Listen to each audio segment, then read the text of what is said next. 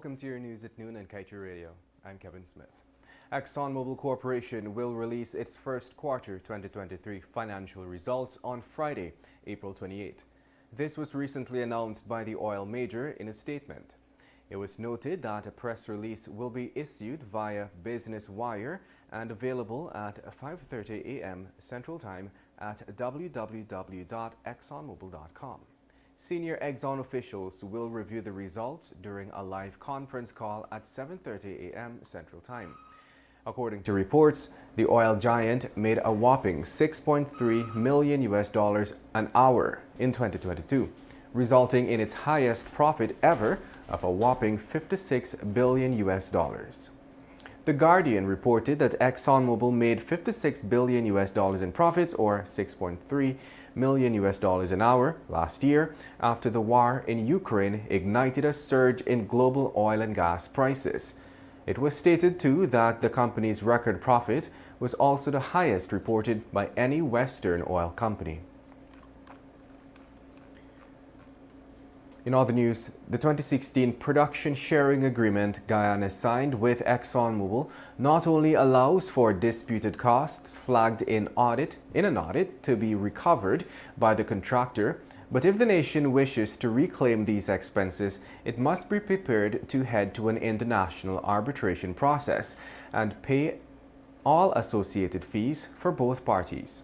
Recognizing this loophole in the existing agreement, Vice President Bara Jagdeo said this is one of the provisions the government will seek to address in the new deep and shallow water PSAs being finalized currently. We recently reported that the lopsided oil contract allows for costs that have been flagged in an audit and deemed unacceptable to be recovered by the contractor until the dispute is resolved. And days after a wanted bulletin was issued for 50-year-old Sunil Durga for the abduction and murder of the mother of his child, 36-year-old Talisha Damandio, the suspect was on Sunday morning found dead floating in the Kanji Creek Berbice. Durga's cause of death is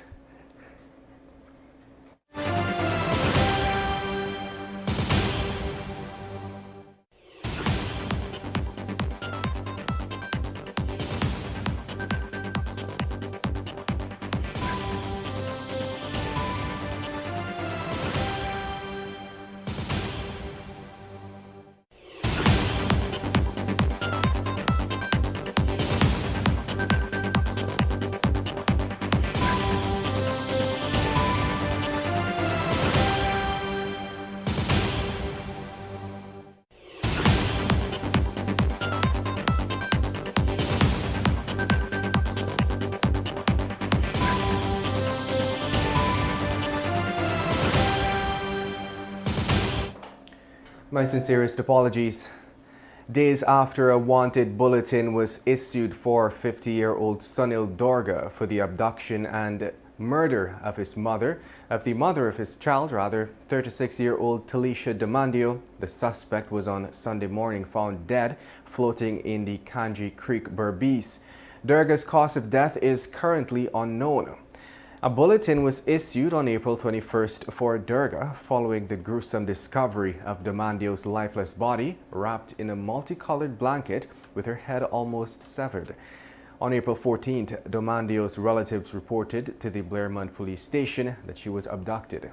Durga was listed as a suspect since, and checks by the police had proven futile. Damandio was last seen alive when she left her Crabwood Creek home for her mother's residence located at Blairmont. About a week later, the woman was discovered murdered. In other news, 45-year-old pedestrian Selena Sukulal, a resident of Virgin Nugent East Bank, Essequibo, on Saturday evening lost her life after she was tracked down by a driver in a red pickup motor vehicle. A statement by the Ghana Police Force reported that the accident occurred around 22 hours 55 on Virgin Nugent Public Road.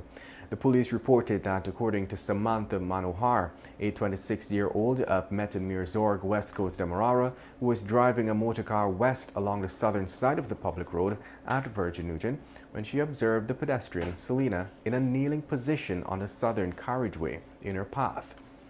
Manohar said she then slowed her vehicle, and before she could have stopped it completely, the red motor pickup, which was proceeding in the same direction behind her, overtook her vehicle and collided with the pedestrian, dragging her about 50 feet away. Notably, investigators observed several CCTV cameras in the area, and the footage will be reviewed as the investigation continues. Two motorcyclists on Saturday night lost their lives following a head-on collision on the Temeri Public Road on the east bank of Demerara. Dead are 20-year-old Romeo Reed and 31-year-old Leonardo Rivers. According to the police, the accident occurred around 21 hours 30 on Saturday night.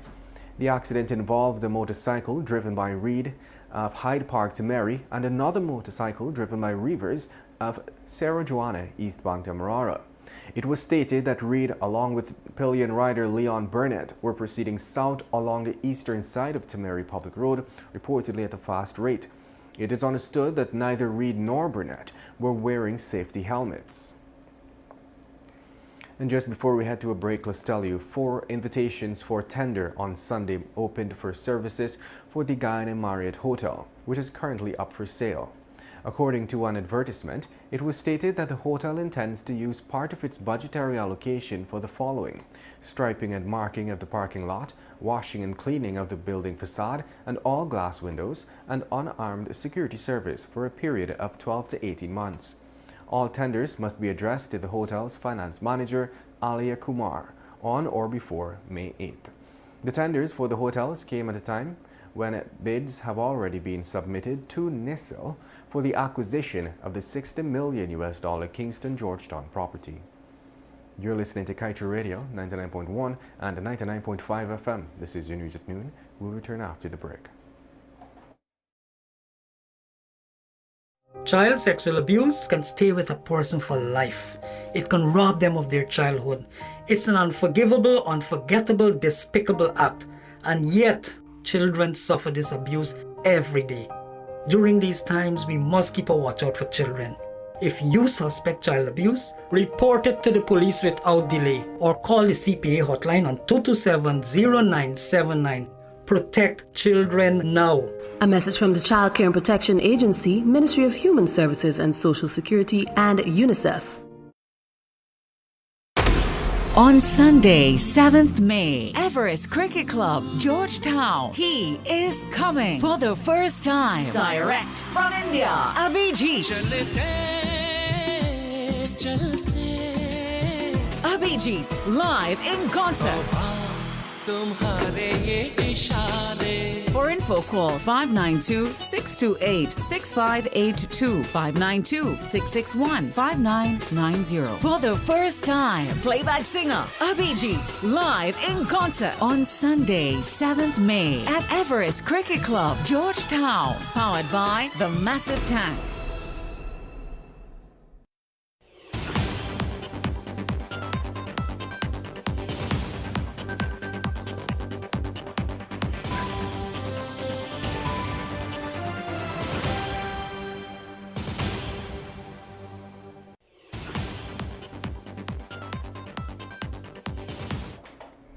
Welcome back. A minibus driver is critical and his passenger injured after he crashed on Saturday into a metal rail along the east bank of Demerara Highway at Land of Canaan.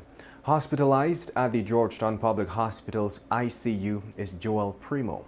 The injured passenger was identified as 28-year-old Cynthia De Freitas. Primo was reportedly traveling south along the eastern side of the road when he lost control of his minibus and crashed into the rail. As a result of the collision, the bus flipped several times before coming to a halt. And the engineer's estimate for a new pump station at Letterkenny Quarantine is pegged at a whopping $798.3 million. This was noted after the Ministry of Agriculture placed an advertisement in the Sunday edition of the local newspapers, inviting contracts to bid for the project. The new pump station is part of a number of projects being undertaken by the ministry to aid the mitigation of flooding in farming communities across the coast of Guyana. It was first estimated to cost almost $1 billion when the government initially announced the project earlier this month.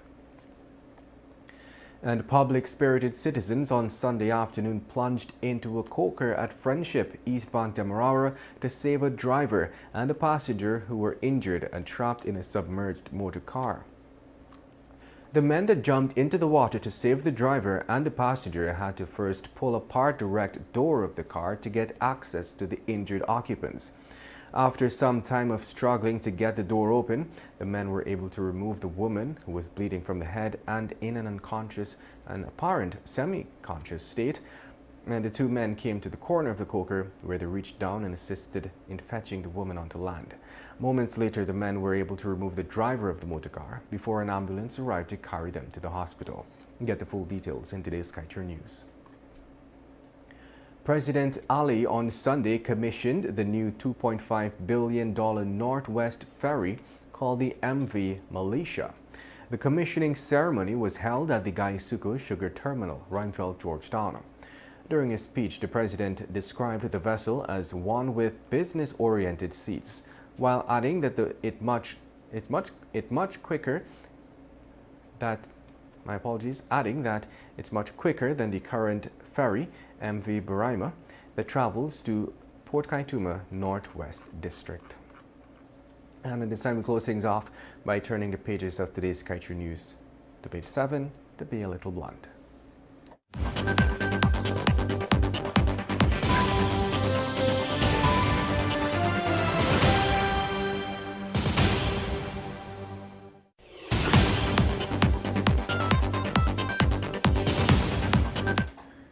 Vote buying in Guyana.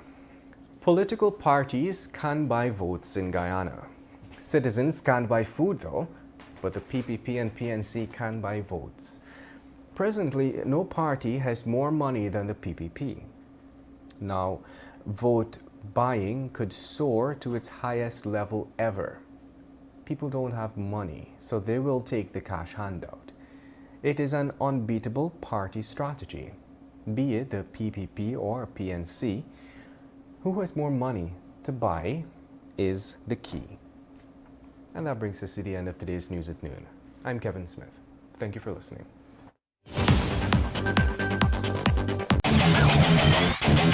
Want value for your advertising dollar? Then place your ads on Kaieteur Radio's Newscasts. Streamed live on 6 different mediums, reaching hundreds of thousands. Advertise today and watch your dollar grow. Call us on 225-8465 or 226-8210 today.